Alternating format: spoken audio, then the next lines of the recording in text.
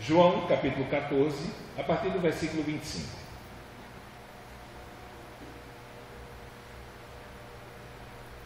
Evangelho de João 14, a partir do verso 25, está escrito: Isto vos tenho dito, estando ainda convosco. Mas o Consolador, o Espírito Santo, a quem o Pai enviará em meu nome, esse vos ensinará todas as coisas, e vos fará lembrar de tudo o que vos tenho dito. Deixo-vos a minha paz vos dou, não vos a dou como a dá o mundo. Não se turbe o vosso coração, nem se atemorize. Ouviste o que eu vos disse: vou e volto para junto de vós. Se me amasseis, alegrar-vos-ieis de que eu vá para o meu Pai, pois o Pai é maior do que eu. Disse-vos agora, antes que aconteça, para que quando acontecer, vós creiais. Já não falarei muito convosco, porque aí vem o príncipe do mundo, e ele nada tem em mim. Contudo, assim procedo, para que o mundo saiba que eu amo o Pai e que faço como o Pai me ordenou. Levantai-vos, vamos-nos daqui. Vamos orar. Deus amado, nós queremos colocar a nossa vida mais uma vez diante de Ti e pedir que o Senhor venha ser conosco, Senhor. Que o Senhor venha nos alcançar nessa noite pela Tua palavra. Ó Deus, e de maneira especial, o Senhor esteja, ó Deus, iluminando o nosso entendimento, a fim de compreendermos mais e mais, principalmente, Senhor, acerca das promessas que o Senhor nos fez como Teu povo, ó Deus, a partir desse último discurso, Senhor, feito, ó Deus, no momento da última ceia. Por isso, que o Senhor venha ser com a minha vida, venha me ajudar a compreender nessa noite, ó Deus, assimilar e mais que isso, Senhor, pelo Teu Espírito, venha aplicar essas verdades ao meu coração da mesma maneira que o Senhor venha ajudar os Teus filhos nessa noite a compreender, Senhor, assimilar, e pelo poder do Teu Santo Espírito, o Senhor venha aplicar essa palavra ao coração de cada filho Teu, cada criatura que aqui se encontra. Nós assim te pedimos em nome de Jesus. Amém. Dando continuidade à nossa exposição do Evangelho de João, semana passada nós estivemos falando das promessas que Jesus começa a fazer aos seus discípulos nesse último discurso, esse último grande discurso que Jesus começa no capítulo 13, continua no capítulo 14, capítulo 15, capítulo 16, e ele conclui o seu discurso com aquela oração conhecida como oração sacerdotal, na qual ele intercede por aquilo que o aguarda, ele intercede pela vida dos apóstolos e ele intercede pela minha vida, pela sua vida e pela vida de todos aqueles que vierem a crer nele por intermédio da pregação do Evangelho. Mas uma coisa nos chama a atenção naquela oração, é que o desejo de Cristo é que de verdade a comunidade daqueles que vierem a crer nele, eles de verdade venham crer em tudo aquilo que ele disse, em tudo aquilo que ele prometeu. E aqui, nesse contexto em que nós estamos inseridos, em todas as promessas que ele fez para os seus discípulos aqui.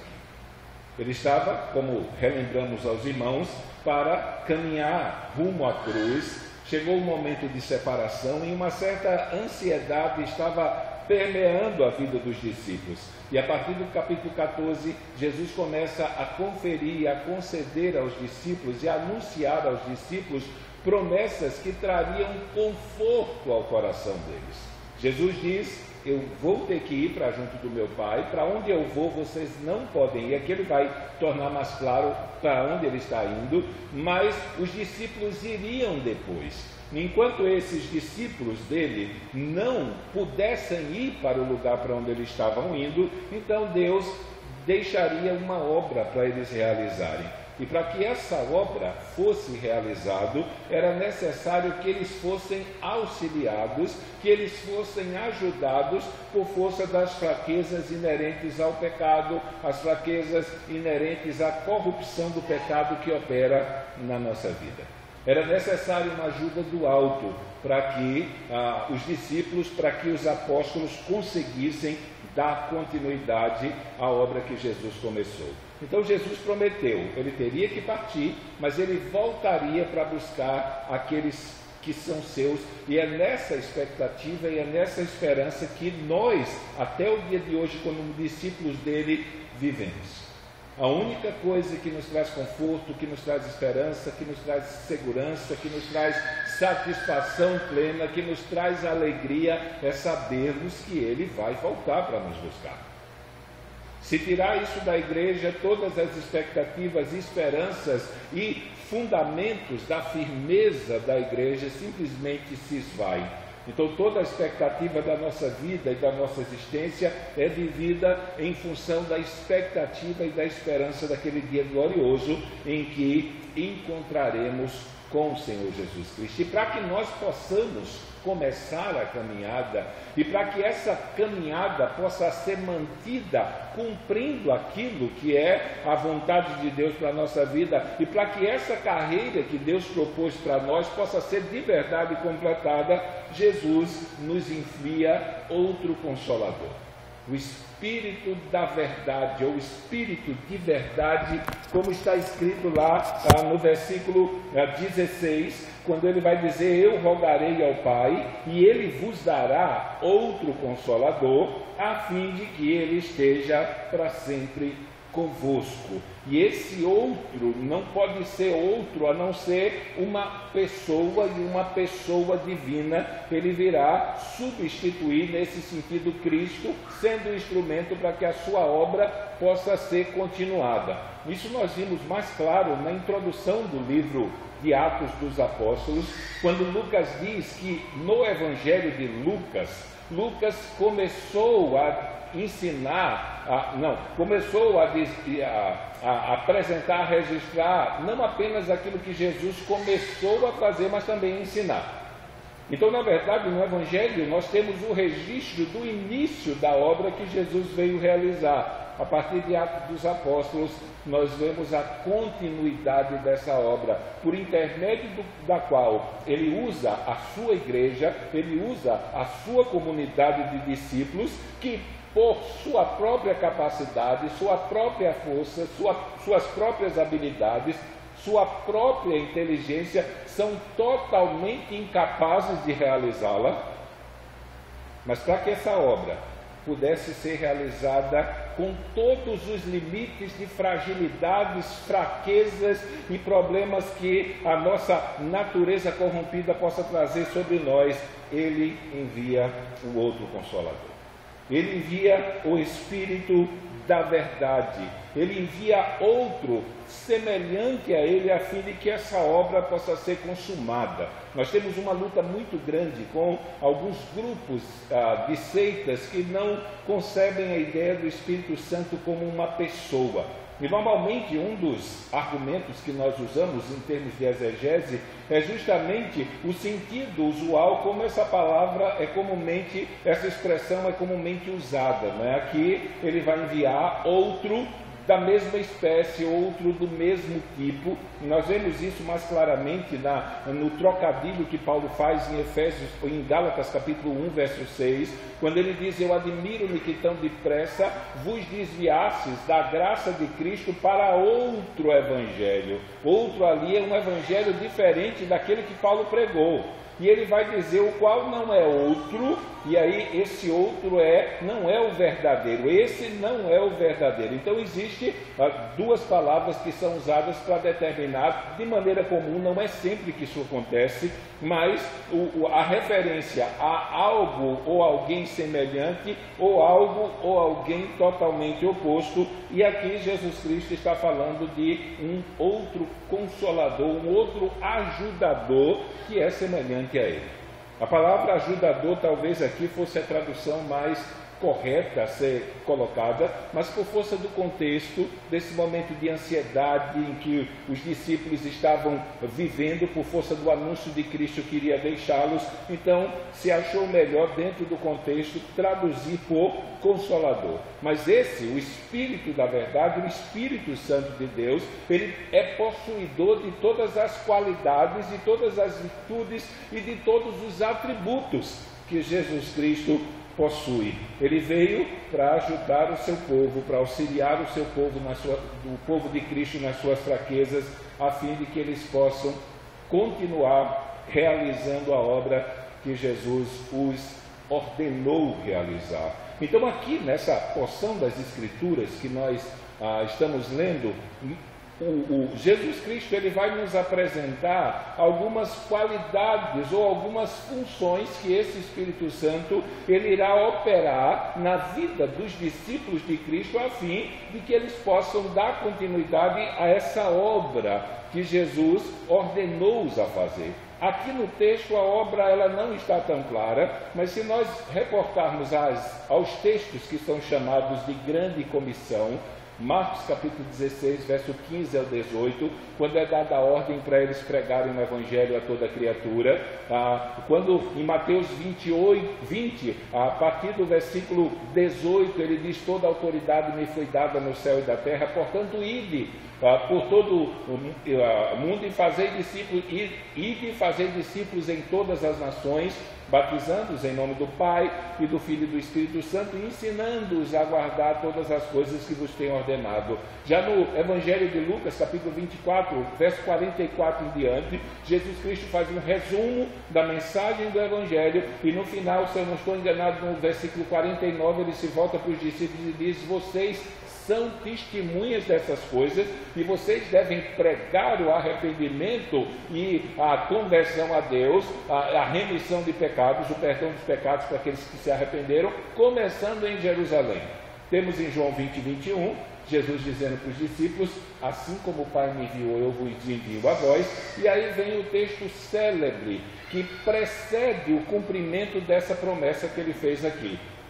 Lá em Atos, capítulo 1, verso 8, ele vai dizer: mas recebereis poder ao descer sobre vós o Espírito Santo, e ser-lhe-eis testemunhas, tanto em Jerusalém, como em toda a Judéia e Samaria, e até os confins da terra. Então, os discípulos, eles conseguiriam cumprir essa tarefa por causa da ajuda do Consolador que o Pai enviará em nome dele, que o Pai dará aos discípulos, dará à igreja em nome dele. É impossível nós pensarmos em qualquer obra que a igreja venha realizar que de verdade possa constituir-se numa obra frutífera sem que o Espírito Santo seja o agente principal disso.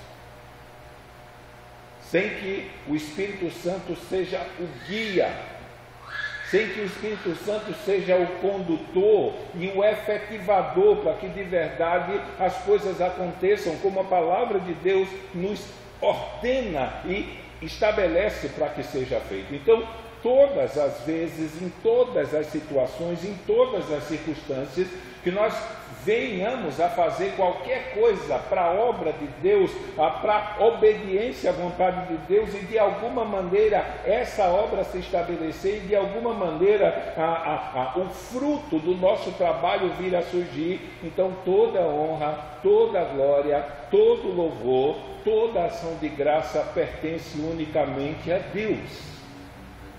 Porque se não é a intervenção do Espírito Santo nos capacitando, nos habilitando, nos transformando, nos guiando, nós não temos capacidade alguma, nós somos pessoas totalmente falíveis e falidas no aspecto humano e pessoal em realizar qualquer coisa para Deus que venha dar certo.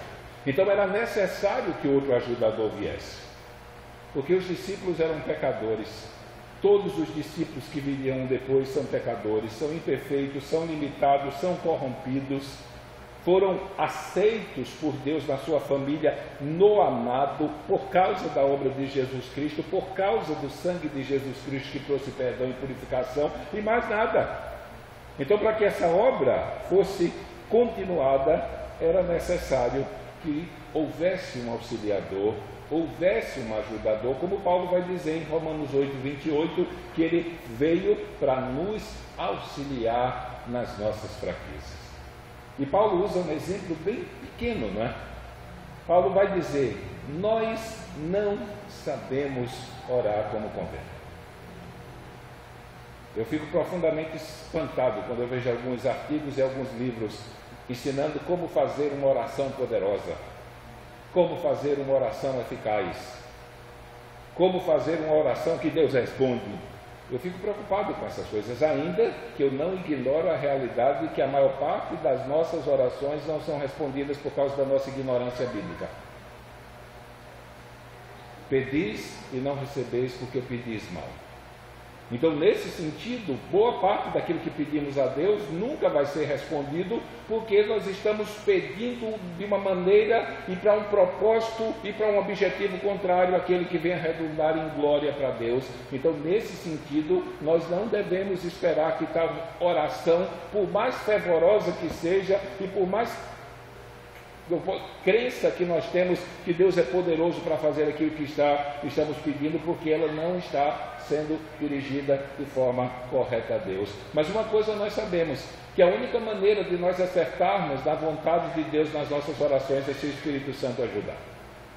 Como nós não sabemos orar como convém, então todas as vezes que nós oramos e Deus responde a nossa oração, não foi por algum método que nós usamos, não foi por causa daquelas 7 semanas de jejum, 3 dias sei lá, jejum intermediário ali, ou pela metade, né, como as pessoas têm mania de fazer. De vez em quando aparece não, porque eu estou consagrado, eu estou fazendo jejum de doce para Deus me abençoar, ou jejum de Coca-Cola, ou alguma coisa desse tipo, passando a ideia que esse tipo de atitude denota uma espiritualidade maior, e a gente fica preocupado com isso. Mas se eu orei e Deus respondeu, foi porque o próprio Deus me ajudou, porque eu sou incapaz de acertar por mim sozinho. Então, se eu sou incapaz de conseguir acertar numa oração que Deus responda, imagine pregar o Evangelho, lembrar daquilo que está escrito nas Escrituras, ter sabedoria para aplicar a mensagem do Evangelho às mais diversas situações que possam ser cabíveis. Então, para que essa obra do anúncio do Evangelho, da pregação do Evangelho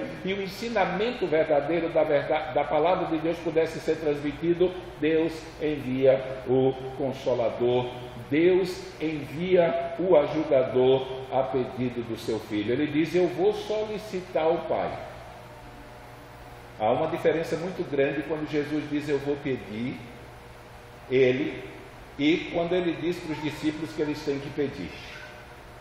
Não é a mesma palavra, não tem o mesmo sentido. Quando Jesus se dirige ao Pai, o diálogo é feito de Deus para Deus, de duas pessoas possuidoras da mesma essência, dos mesmos atributos, do mesmo poder. Então, nesse sentido, Jesus nunca usa o verbo que denota a ideia de que alguém está pedindo socorro a alguém que é maior que ele, a fim de que esse alguém que é maior que ele o socorra. E isso ocorre porque, como Jesus é divino, ele não tem pecado. Não existe nenhuma barreira de separação, não existe nenhuma limitação de compreensão, mas nós não. Para que nós possamos realizar aquilo que Deus propôs, para que nós realizássemos, a fim de que essas realizações se manifestem como aquelas obras que irão levar o nome de Deus a ser glorificado, então Ele envia o Espírito Santo. Basta ver a oração modelo, né? A oração do Pai Nosso.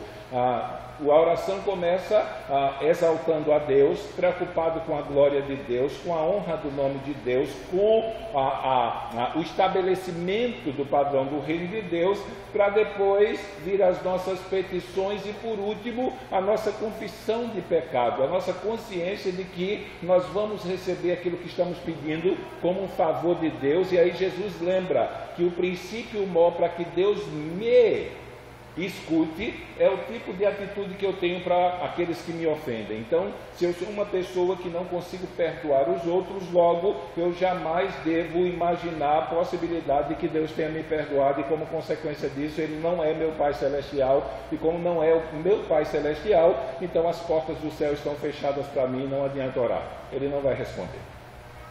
Então há uma grande diferença entre a oração de Cristo e a nossa. Então, quando você vê a tradução do português dizendo que ele pediu ao Pai, ele rogou ao Pai, ele não ora da mesma maneira que nós oramos. Na verdade, ele estabelece um diálogo com o Pai que o enviou, a fim de que seja estabelecido os propósitos e os benefícios para os quais ele veio a esse mundo. Então, como a comunidade de discípulos, a comunidade de apóstolos e aqueles que virão a crer por intermédio da pregação dos apóstolos. Nós vamos ver isso na hora que estudarmos a oração de João capítulo 17. Então, nesse sentido, o Espírito Santo vem para ajudá-los. E essa promessa se cumpriu ali no Pentecostes de maneira cabal, de maneira real, e tem operado no meio da igreja até hoje. Nós somos produto dessa obra que o Espírito Santo tem feito há cerca de 2000 anos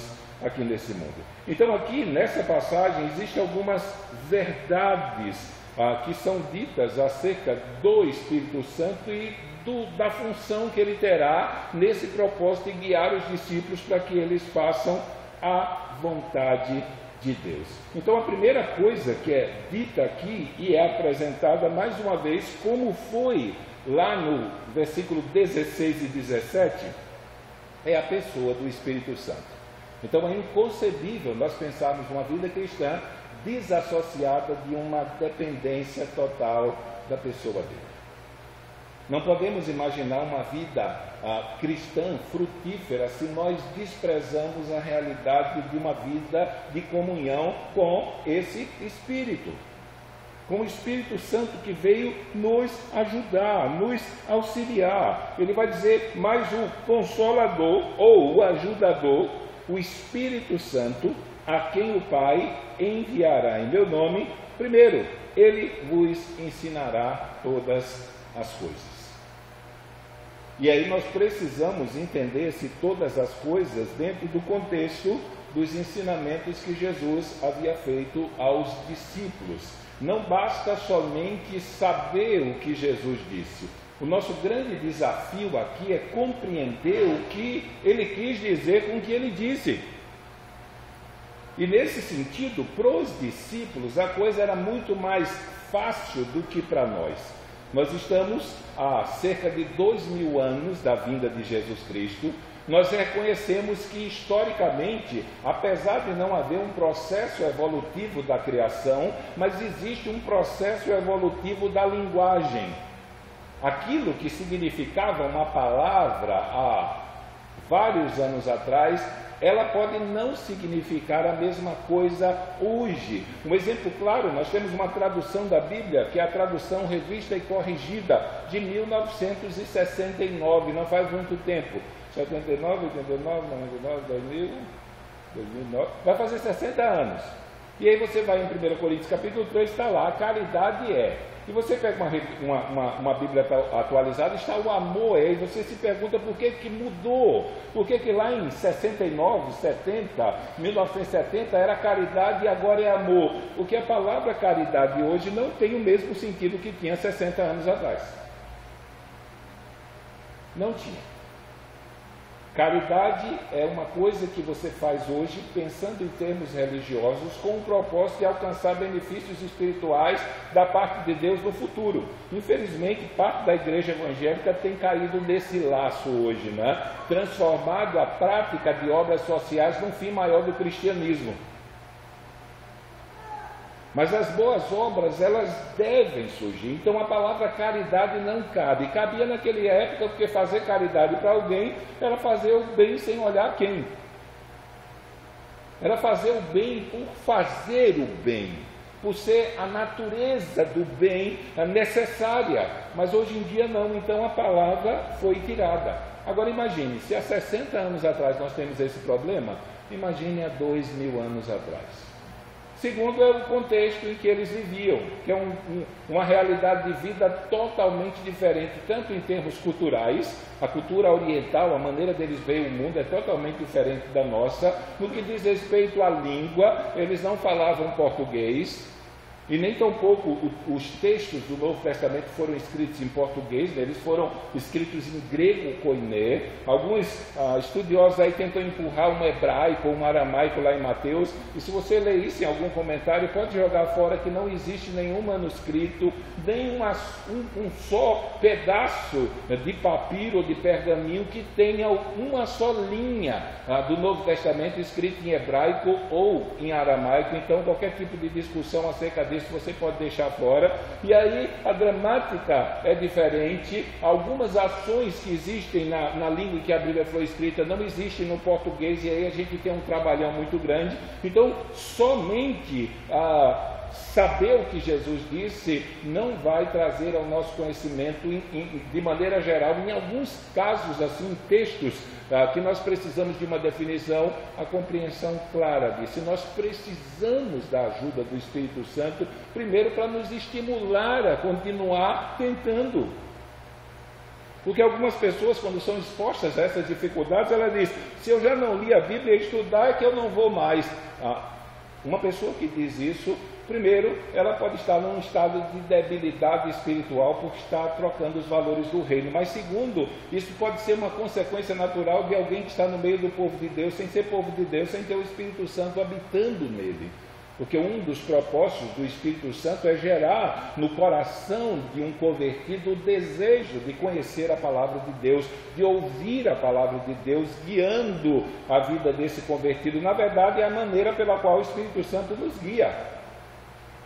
Segundo a vontade de Deus, é a partir do contato com essa palavra. Então, o Espírito Santo é o responsável em nos ensinar, em nos guiar de tal maneira que nós possamos, utilizando os recursos que são necessários para interpretar o texto sagrado, chegar ao fim para o qual esse texto foi escrito, a compreensão clara dos motivos pelos quais esse texto foi escrito. Segunda coisa é que se é o Espírito Santo que nos ajuda de maneira contínua e progressiva a conhecer a palavra de Deus, então não existe motivo de glória para ninguém.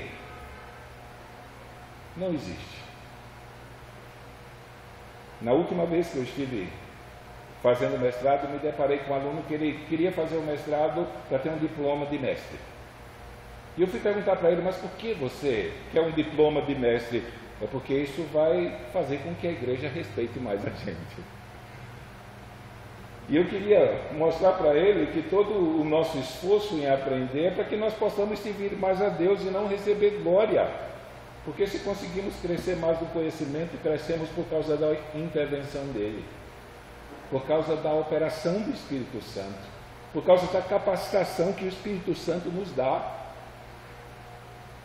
Quando nós temos curso aqui, eu sempre lembro para os alunos, né, que quando eu ensinava no seminário, eu ensinava segundo e terceiro ano, e eu sentava com os alunos e dizia para eles, se você chegar no quarto ano e no dia da formatura você achar que sabe alguma coisa, volte para o primeiro, você não aprendeu o que é essencial.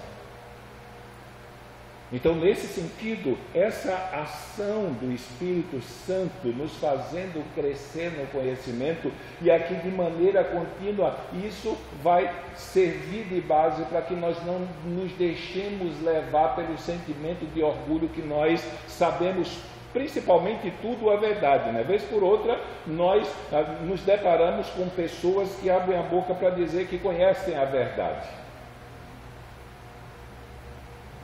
Uma vez eu cometi uma insanidade, como o apóstolo Paulo fala em 2 Coríntios, quando ele sempre tentava apresentar alguma coisa que ele fez, e eu estava sentado com uma pessoa, evangelizando a pessoa, e ela se levantou uma lá e disse, olha, você pensa que eu não conheço a Bíblia? Eu conheço a verdade. Eu também fui lá, peguei o Novo Testamento grego, botei na frente dela e pedi para ela me explicar, e ela fez, mas eu não sei o que é isso.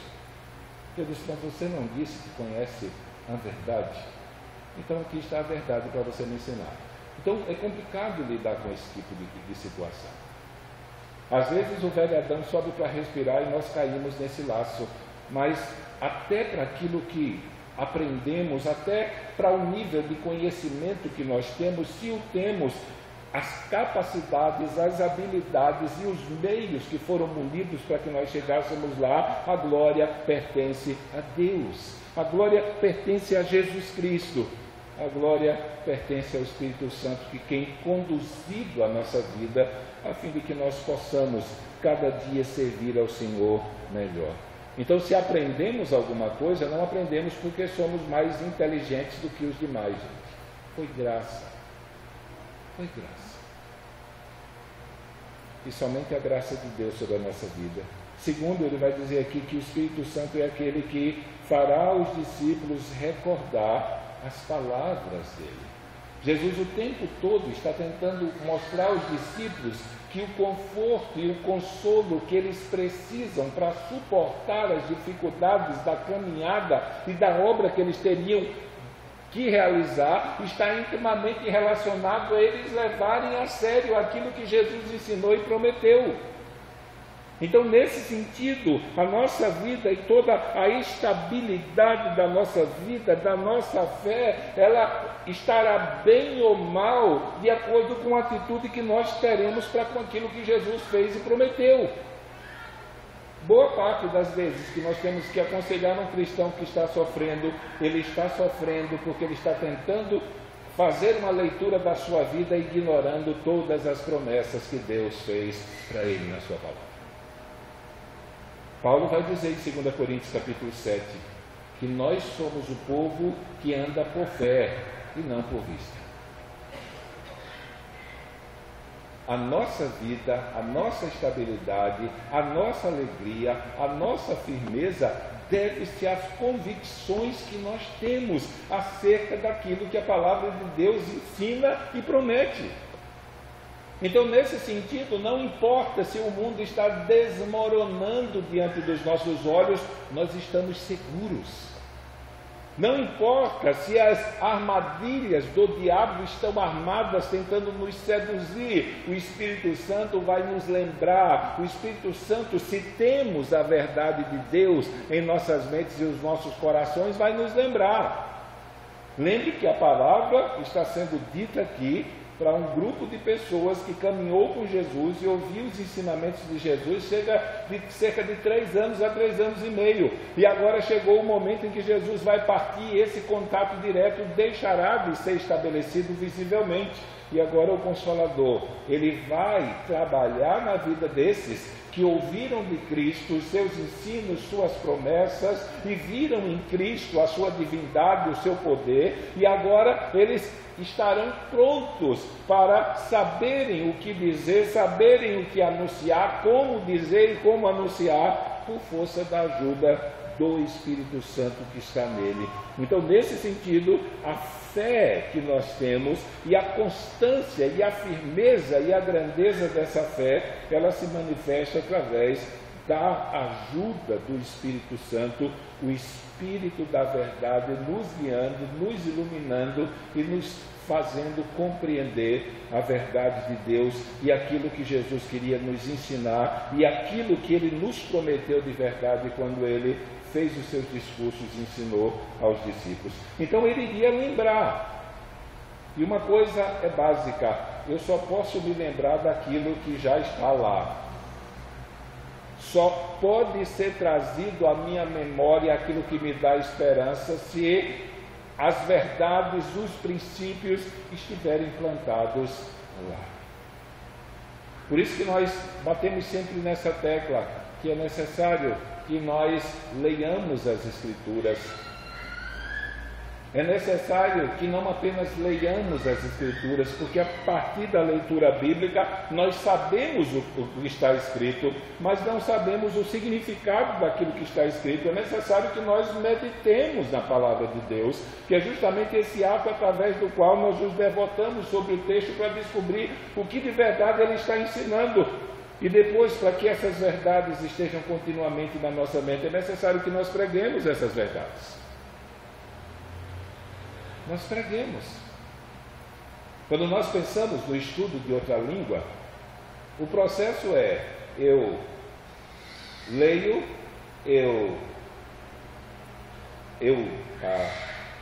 leio, eu escrevo, eu falo e depois eu repito tudo, a fim de que essas coisas possam ficar gravadas na minha mente. Esse processo na palavra de Deus, ele ocorre da mesma maneira.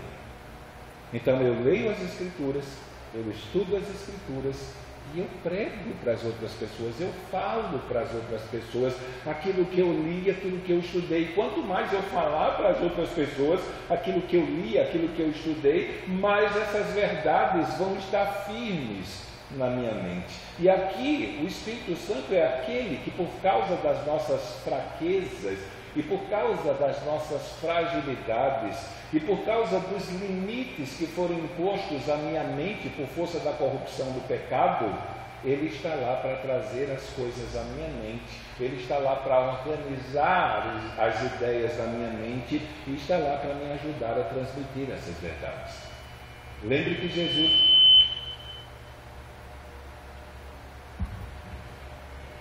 Subiu o sol.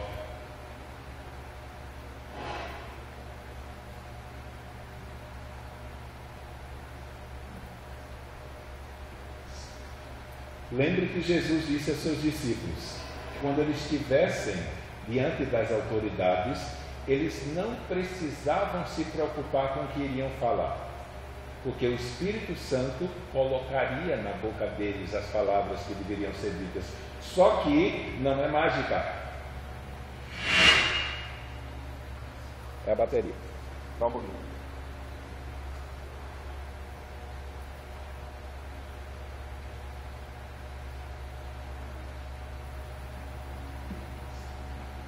O Espírito Santo, ele seria lembrado daquilo que Jesus havia ensinado. Então, nesse sentido, vez por outra, nós encontramos irmãos na fé e partilhamos essa necessidade de pregar a palavra e simplesmente eles dizem que não sabem o que vão dizer. E isso pode constituir-se dois problemas. Ele não sabe o que vai dizer porque ele não se importa em descobrir. Então a Bíblia para ele é aquele instrumento de decoração na casa, aberta no Salmo 91 ou 23 para espantar mal olhado ou coisa ruim, igual nós vemos na casa dos supersticiosos por aí. Então, se eu não sei o que eu tenho que falar, primeiro caso é porque eu estou desprezando essa realidade aqui, de colocar na minha mente aquilo que Jesus ensinou. Por outro lado, isso pode constituir-se um problema ainda maior. Se eu não sei o que dizer para as pessoas, se eu não sei o que pregar para as pessoas, isso pode ser o sério veredito de que eu não tenho o Espírito Santo habitando em mim. Porque eu tenho uma promessa aqui. Eu tenho a promessa do próprio Jesus Cristo, que o Espírito Santo, ele seria enviado pelo Pai em nome dele, e o Espírito Santo vos ensinará, e esse Espírito Santo não apenas ensinará, mas ele fará os discípulos lembrar de tudo aquilo que Jesus disse a eles.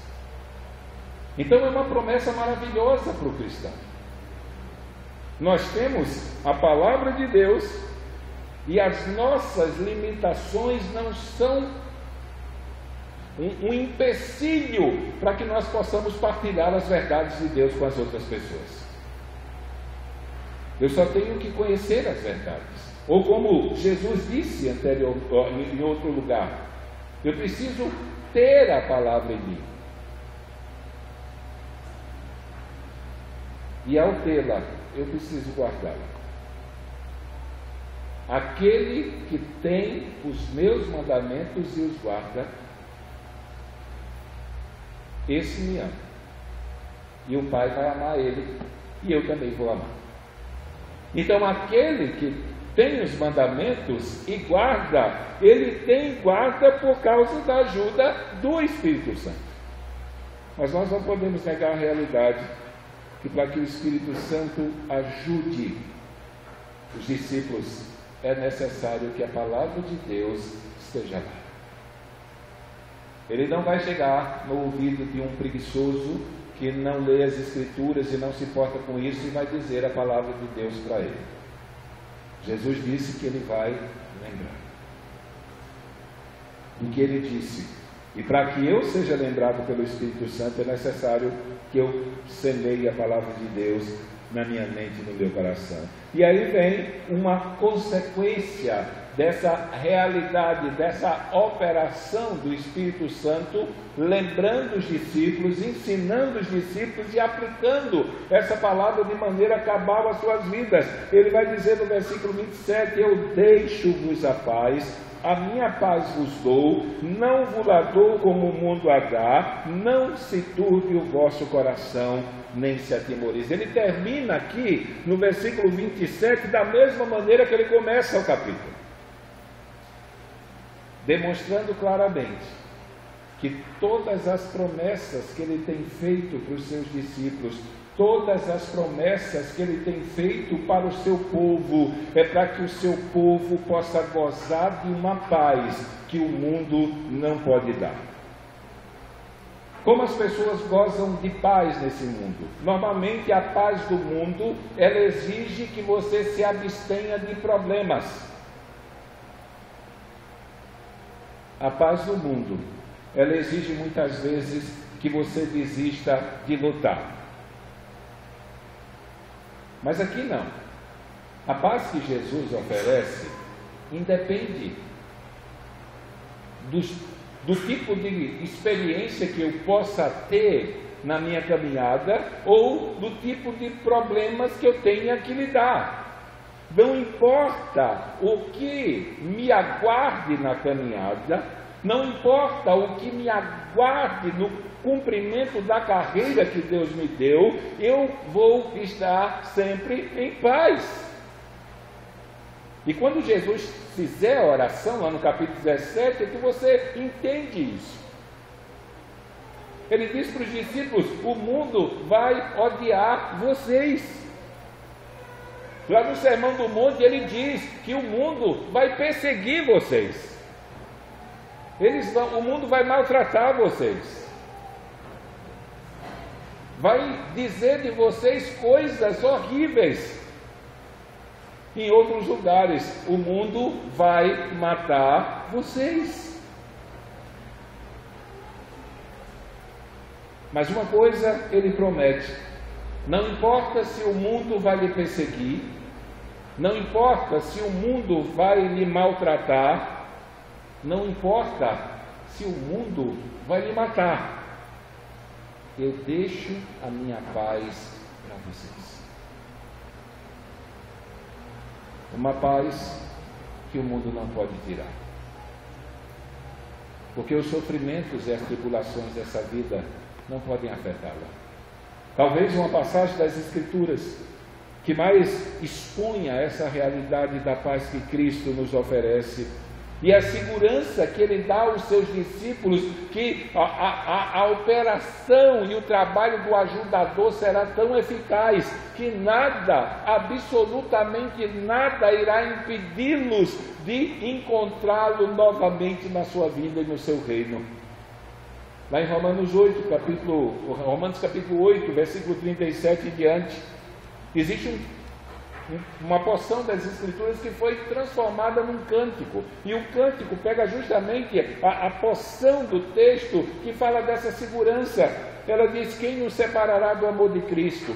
Será tribulação, angústia, perseguição, fome, nudez, perigo ou espada? Porque eu estou bem certo que nem a morte, nem a vida, nem anjos, nem principados, nem coisas do presente ou do porvir, nem a poderes, nem altura, nem profundidades. E por incrível que pareça, sempre que nós encontramos alguém que abandonou a carreira, que por um tempo frequentou uma igreja evangélica e agora está desviado, perguntamos para ele o que foi que aconteceu, e para explicar ou para usar como álibi o motivo da sua escapada da igreja, ele vai usar alguma coisa que Paulo colocou ali em Romanos capítulo 8. Ele vai colocar a culpa na perseguição, ele vai colocar a culpa nos problemas que ele enfrentou na vida, e depois de colocar a culpa num monte de coisa, ele vai colocar a culpa no diabo.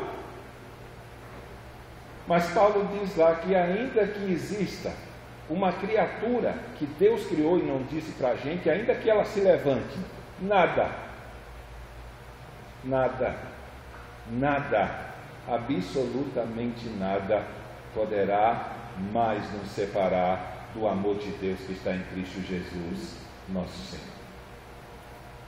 A obra de Cristo, ela foi eficaz. A obra de Cristo para salvar a minha vida e a sua vida como pecador, e não apenas para salvar, mas para transformar, ela foi suficiente. Ela foi poderosa. E lembrando do estar consumado dele, ela foi definitiva. Por isso que o apóstolo Paulo pôde dizer em Filipenses 1,6: eu estou bem certo que aquele que começou a boa obra em vós, ele há de completar. Ele vai completar. Ele vai completar. Então, o que vai nos ajudar a desfrutar dessa paz é reorganizar o princípio maior ou o princípio maior da nossa vida. Para que eu existo? Para que você existe? Por que nós existimos como igreja? Durante todo esse último discurso que nós trabalhamos, a resposta de Jesus foi sempre a mesma. E isso vai se tornar claro no capítulo 17. Nós existimos para glorificar o nome de Deus e obedecer. Então, se o fim maior da minha vida como discípulo de Cristo é glorificar a Deus e obedecê-lo, então esses problemas que vão surgir na caminhada, não importando as dificuldades e não importando as lutas e os sofrimentos que essas dificuldades trarão, elas não me impedirão de continuar a minha jornada. Elas não tirarão a minha paz, elas não tirarão a minha esperança, porque eu não corro por um prêmio terreno, eu não corro por uma realização pessoal totalmente terreno. Lá em Romanos capítulo 8, 18, Paulo vai dizer que as aflições do tempo presente não podem ser comparadas à glória que há de ser revelada em nós no porvir. Então, uma coisa eu sei: se a caminhada foi difícil, o fim vai ser certo. O fim vai ser certo. E é olhando para o fim que eu vou correr a minha carreira. Ele já avisou, como está escrito no capítulo 12 de Hebreus, que eu e você temos uma carreira para correr. E durante toda essa carreira, o peso e o pecado estarão continuamente tentando nos impedir de corrê-la bem. Mas ele nos lembra uma coisa: quando o peso e o pecado tentar nos atrapalhar, quando o peso e o pecado tentar nos impedir de correr bem a carreira que Deus propôs para mim e para você, olhe para Jesus. E lembre que Ele está lá na linha de chegada lhe esperando. E quando você chegar lá, você vai receber a sua coroa de glória.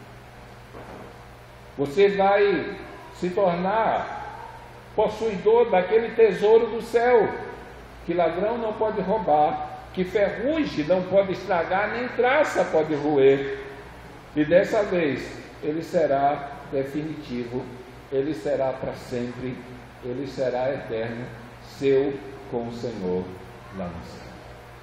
Então nós estamos numa jornada, nós estamos numa carreira, temos responsabilidades para cumprir diante do nosso Senhor e Salvador, e Ele enviou o Consolador para que nós saibamos que essas responsabilidades podem ser cumpridas e podemos continuar a nossa carreira aguardando aquele dia glorioso em que nós vamos encontrar com Ele e vamos estar com Ele para sempre. Então temos o conforto, as promessas de Deus contidas na sua palavra são um instrumento pelo qual o Espírito Santo conforta e consola o meu coração e o seu coração nos momentos de aflições. Precisamos lembrar disso. As lutas vão vir, as perseguições vão vir, os ataques vão vir, os momentos de sofrimento vão vir, mas é possível, e graças ao Evangelho nós sabemos disso, é possível ter paz no meio da tormenta. Jesus disse: eu deixo a minha paz para vocês, a minha paz em tudo. O mundo não pode dá-la. O mundo não pode nos dar nada que possa nos fazer estar em paz em todo momento, em toda situação, em toda circunstância. Mas uma coisa nós sabemos: Cristo já nos deu o que precisamos para desfrutar, para vivenciar e para permanecer nessa paz. Por isso, curva a sua cabeça. Pense nisso. Basta que nós olhemos para trás, os momentos que o desespero atacou e encontrou lugar na nossa vida. Se nós formos olhar para trás, em nenhum desses momentos, nós nos lembramos, como disse Jeremias, em Lamentações 3, daquilo que nos pode dar esperança. As promessas do Senhor para Jeremias, elas serviram. E as promessas do Senhor continuam a mesma, para mim e para você. São elas, sendo trazidas à nossa memória, que trarão conforto e consolo, no meio à luta, no meio à tempestade, no meio à luz. Palavra de Deus, ela é um instrumento da parte de Deus para trazer refrigério para a minha alma e para a sua alma. Por isso, só Deus, Senhor. Pai amado, nós queremos te agradecer pela tua palavra. Ela não apenas é lâmpada para os nossos pés e luz para o nosso caminho, mas é por intermédio dela que o teu Santo Espírito nos guia. Ele nos ilumina, ele nos ensina. É por intermédio da lembrança da tua palavra, ó Deus, que ele conforta o nosso coração, Senhor, ó Deus, e nos lembra daquilo que o Senhor disse, das coisas que o Senhor já avisou de antemão. Nesse texto, João escreve propositadamente, tendo dito essas coisas, esse conforto, esse consolo, esse ensino e essa paz, elas procedem daquilo que o Senhor ensinou. Se de verdade nós levarmos a sério e acreditarmos de todo o coração que aquilo que o Senhor ensinou e aquilo que o Senhor disse é verdadeiro. Por isso nos ajuda, Senhor, nos ajuda a ter a Tua Palavra, a buscar conhecimento da Tua Palavra, ó Deus, e nunca acharmos que nós chegamos num ponto em que não precisamos mais aprender nada. O Teu Espírito, Ele vai nos ensinar continuamente, Ele vai nos ensinar em todo o tempo, Senhor, em que nós estivermos correndo a carreira que o Senhor propôs para nós, até o dia em que, pela morte ou pela tua vinda, nós vamos encontrar contigo e agora no teu reino estaremos para sempre com o Senhor. Mas enquanto estivermos nessa vida, enquanto estivermos nessa carreira, é necessário que nós aprendamos, porque quanto mais aprendermos, mais instrumentos o teu Espírito Santo terá para transformar a nossa vida, e mais, tendo a nossa vida transformada pelo teu Espírito, poderemos glorificar o teu nome. Que esse é o propósito maior, Senhor, o propósito maior para o qual nós existimos. Por isso, que o Senhor seja com a minha vida, Senhor, que o Senhor seja com a vida dos teus filhos, que o Senhor venha nos lembrar dessas coisas, Senhor, que nós possamos voltar para casa pensando nisso e pedindo ao Senhor ajuda para colocarmos, Senhor, no trajeto, na caminhada, na carreira que o Senhor nos propôs, ó Deus, os momentos em que nós buscaremos conhecer a Tua vontade na Tua palavra, os momentos em que nós procuraremos aprender aquilo que a Tua palavra nos ensina, a fim de que nós possamos glorificar o Teu nome através da prova do nosso amor, que é a obediência à Tua palavra. Por isso, me ajuda e ajuda os Teus filhos. Nós te pedimos em nome de Jesus. Amém? Terça-feira, 8 horas, estaremos aqui no nosso culto de doutrina. Cumprimente seu irmão e até terça-feira, se Deus assim permitir.